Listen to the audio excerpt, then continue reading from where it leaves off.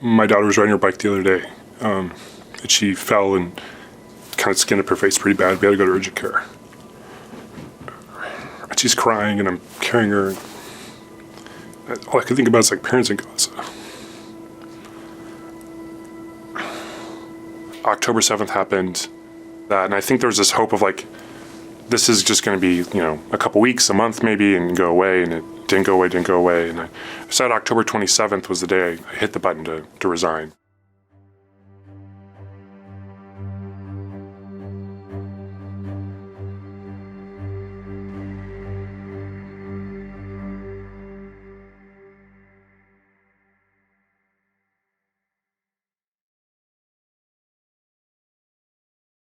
I was in 7th grade when 9/11 happened, and that really had an impact on me.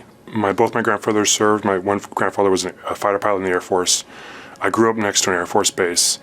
I loved airplanes. I was an engineer in the Air Force, so I did a lot of research and development stuff, specifically autonomy, small drone, artificial intelligence. So I had a lot of cool opportunities, and this stuff really excites me.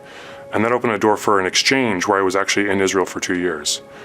So we came here first, did language training, became a fluent Hebrew speaker, and lived in Israel in Haifa for 2 years doing research at a university there. And I think that changed me in so many ways. So like working in Israel, right, a lot of startup companies are using the industry, academia, and the military very tightly coupled. And it's stuff that Palestinians have been saying for a while, like the West Bank is a proving ground of sorts for them. Facial recognition software, right? It's like we've got people we're trying to keep tabs of. We got large databases. Let's train our algorithms without people's consent. Israeli security forces started having competitions around who could take the most pictures of a Palestinian to run through the database and see if they could find a match. And it's been referred to as Facebook for Palestinians. So we're working on technology in the United States that we have a lot of constraints for safety and things that if you wanted, from a purely kind of pragmatic, like better test data, they could just go test it in Israel. And me making something more efficient or lethal or whatever could have direct consequences on Palestinians in Gaza or the West Bank. And so, to some degree, I did feel complicit. And I think Gaza is just, again, disproportionately what they're doing with some of their drones and their AI targeting systems, Lavender, Gospel, like learning more about that and seeing the parallels to the research and the work I was doing. That was a shift change for me, where it's like, I'm not just going to leave and be quiet about it. I actually want to make some noise. The military there has been using an AI program called Lavender to identify its targets. The revelations about how the AI system makes those calls, the loss of innocent lives baked into the decision-making process. A second AI system, known as Where's Daddy, tracked Palestinian men on the kill list. It was purposely designed to help Israel target individuals when they were at home at night with their families. Again, I think October 7th was really kind of the turning point of re-examining some of the forces and the stories behind the oppression of the Palestinian people that really kind of made a lot more sense to me. I got a text from my wife the morning after. She's like, do you turn on the news, you see what happened in Israel? And so obviously jump on, start scrolling, start texting a bunch of my friends. Obviously it was horrific. That being said, some of the responses from my Israeli friends really, really scared me. Just the language that they were speaking. The response by Israel is always disproportionate. The level of damage that Hamas did, the level of death, the response was going to be, I didn't imagine it be as bad as it was or last as long as it has, but I knew it was going to be really bad. The thing that just stuck with me is October 6th was really bad in Gaza. It's been an open air prison for a long time, but I knew it was bad to begin with, right? And they were kind of at the total mercy of Israel. Her name is Hind Brajab, and she was just 5 years old when she was killed with her family trapped in a vehicle. It's a Bedouin.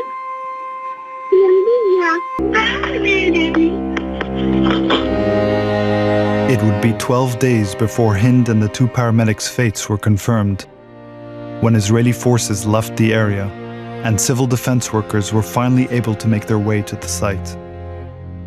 Hind Rajab is a really... my daughter's 5, so it's that's my daughter, you know?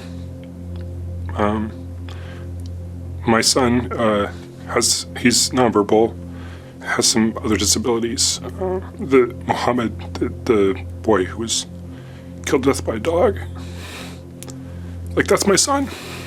لما مسك ايده الكلب صار يشد في كتفه يشد في كتفه والدم يسيل يقول له خلاص يا حبيبي يحسس على راس الكلب.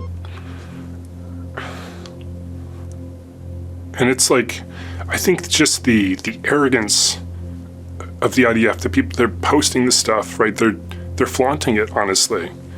They don't care. It's just so evil. Just like tugging my babies at night. I don't have words. And I think every single time something happens to my kids, right? My son sprains his ankle, or like whatever. My daughter says, "I'm thirsty, Dad," and it's just like I can't imagine, right? Like, I can provide for my kids. Like, we have everything we need. We're sleeping through the night. Like, just the agony of parents, let alone people, like, kids are under rubble, or I just, like, honestly, like, it overwhelms me sometimes. I don't even think about it, but it's really, really hard. I don't know if there's a way for America to come back from this in the sense of our reputation on the international stage. We've completely trashed these institutions like the International Criminal Court, the International Court of Justice, right? The UN, for the benefit of what, right? To protect someone like Netanyahu and what Israel's doing. I hope that Palestinians can have the determination and autonomy to live their lives, and I think Palestinians are just like, you know, like me, right? They have families, they want to do things with their life. They want to be messed with by, you know, occupying powers. I just see so much clearly how our liberation, or their liberation, is bound up in my own.